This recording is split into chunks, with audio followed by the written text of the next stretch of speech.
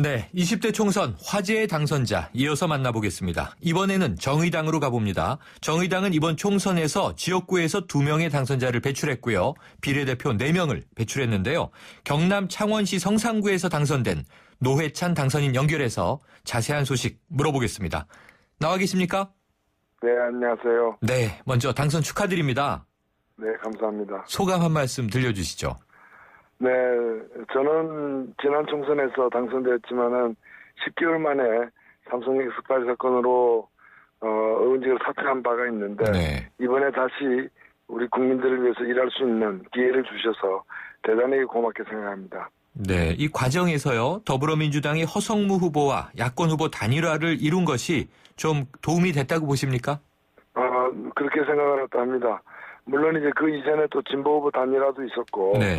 2차례의 단일화를 통해서, 그 생각이 비슷한 그런 후보들 간에, 그런 이제 불멸로 인해서, 특히 지난번 이 창원 성산에서는 진보 후보가 2사람이 나오는 바람에 이제 여당 후보가 의지로 당선된 바가 있기 때문에 네.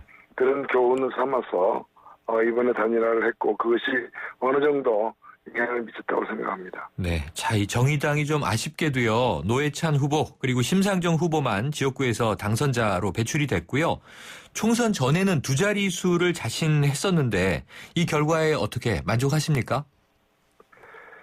네, 만족할 수가 없죠.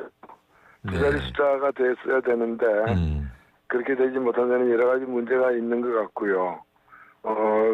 사실은 근본적으로는 선거제도라거나 야권의 분립 이런 얘기도 이제 따져져야 되겠습니다만 그럼에도 불구하고 이런 결과가 나온 데 대해서는 좀 지역구 돌파를 위한 네. 중장기적인 어떤 준비라거나 대응이라거나 이런 것들이 필요하지 않나 이렇게 생각이 됩니다. 네, 그렇군요. 이 지역구 후보보다 좀 정당 투표에 많이 좀 신경을 쓰신 것 같고 또 선전한 결과로 나왔는데, 자, 교차 투표의 효과 어떤 좀 이 장단점이 있었다고 보세요?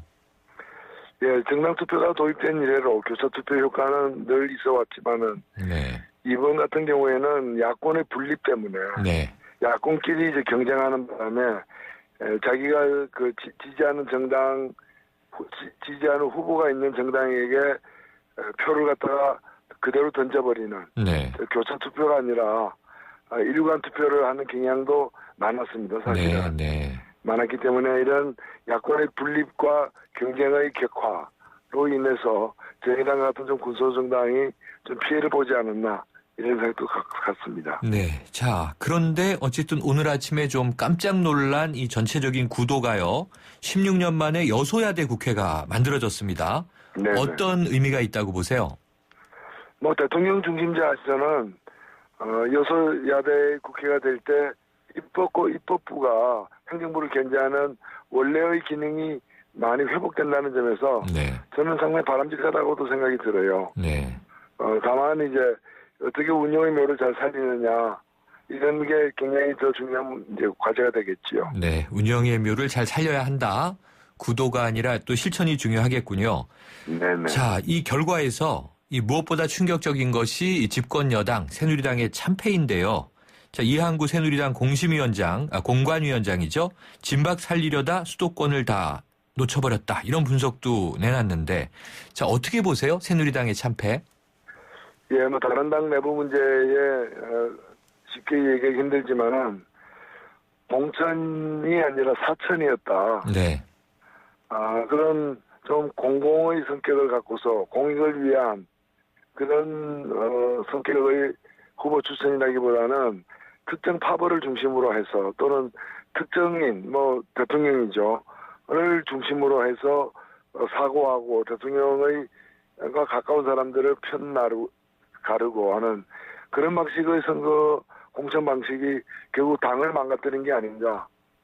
네. 다른 당들에게도 교훈을 주고 있다 이렇게 생각합니다. 다른 당에도 교훈을 주고 있다. 공천이 아닌 사천의 이제 폐해 짚어주셨고요. 자, 이번에 20대 국회에서는 국민의당이 등장하지 않았습니까?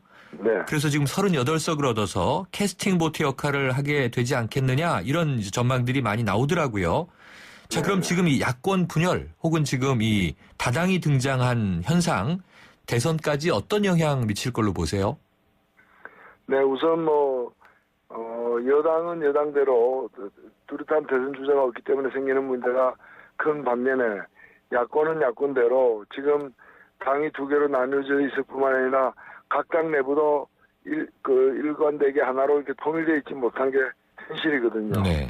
그렇기 때문에 그야말로 대선을 앞두고서 각 세력들 간의 춘추 전국식의 쟁투가 격화되고 이것이 대단히 좀 예측 불허의 어떤 정치 불안정 상태를 네. 지속시키지 않을까 우려됩니다. 그렇군요. 자, 이 총선마다 보면요. 이번에도 그렇습니다. 이 노동당, 녹색당, 민중연합당, 이 소수 진보 정당들이 이번에도 원내 진입에 성공하지 못했습니다. 이 지는 거를 어찌 보면 뻔히 알면서도 계속 도전하고 있는데요. 이거는 이 진보 정당들 어떤 현상으로 보세요? 이 진보 정당의 맏형격이신 거잖아요. 네네. 우선 우리나라에서 이 다른 경제 발전이라거나 다른 사회적인 어떤 수준에 비해서 정치가 대단히 좀 편협하게 낙후되어 있는 건 사실입니다. 네. 다른 나라에서는 집권을 하거나 또는 제1야당 지위에 있는 그런 진보 정당들이 우리나라에는 아직 존재하지 않고 군소 정당에 머무르고 있는 거죠. 네. 그러다 보니까 진보 세력들도 하나로 단결하지 못하고 분열되어서 이렇게 좀 난립 상태를 면치 못하고 있는 게 아닌가. 네. 그래서 진보 세력이 취약한 것은 진보 세력 내부에도 문제가 있겠지만 결과적으로는 사회의 균형 있는 발전에도 상당히 이렇게 손실이 되고 있다는 점에서 네. 안타까운 현실입니다. 자, 이 총선 결과 앞으로 이 박근혜 대통령 레임덕에 빠질 걸로 보십니까? 저는 박근혜 대통령이 레임덕에 빠진다면 그건 스스로 자초한 결과일 것이다 이렇게 생각되고 네. 이번 선거 결과를 겸하게 받아들여야 될 장본인 중에 한 분이 박근혜 대통령이 아닌가. 네. 왜냐하면은 이번 선거를 통해서 집권당만 심판한 것이 아니라 집권 세력 전체를 심판한 것이라고 저는 네. 보기 때문에 네. 대통령께서 이 선거를 통해서 드러난 민심을 겸하게 받아들여서 그런 이제까지는 좀 다른 국정 운영 방식을 보여줄 때가 왔다 이렇게 생각됩니다. 알겠습니다. 오늘 말씀 감사합니다.